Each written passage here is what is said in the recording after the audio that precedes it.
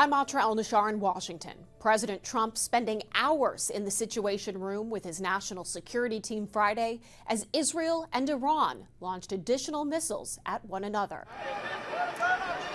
Soon after news broke Thursday night of Israel's strikes on Iran, the Trump administration issued its first comment stressing, "We are not involved." A close ally to Israel and in the middle of nuclear talks with Iran, the U.S. was already in a position to be pulled into what comes next. Iran suspending talks with the U.S. indefinitely, claiming the attacks were carried out with the cooperation, coordination, or at least they say a green light from the United States, saying the U.S. must be held accountable. President Trump telling Reuters, "We knew everything and I tried to save Iran humiliation and death. I tried to save them very hard because I would have loved to have seen a deal worked out. They can still work out a deal, however. It's not too late." Members of Congress are wary of a regional conflict breaking out, but are showing different levels of concern about U.S. forces getting involved. Republican Senator Lindsey Graham says Iranian officials who survived Israel's initial strikes should agree to abandon their nuclear program. Quote, "If not, America, the greatest power for good on earth, should be all in to help Israel finish the job."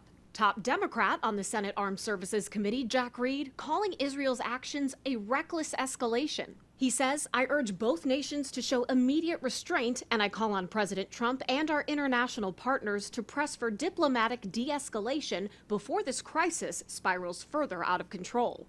It's inevitable the U.S. will feel an economic impact from this conflict. Stocks were down Friday over the geopolitical instability, and oil prices saw an immediate spike. Gas Buddy's Patrick DeHaan tells me he expects gas prices to rise 10 to 25 cents over the next couple of weeks. Conflict increases risk of oil flows being disrupted. The degree of what happens from here on out depends on the degree in which Iran responds, or if Israel escalates the situation and has new attacks. So far, de-escalation seems out of the question.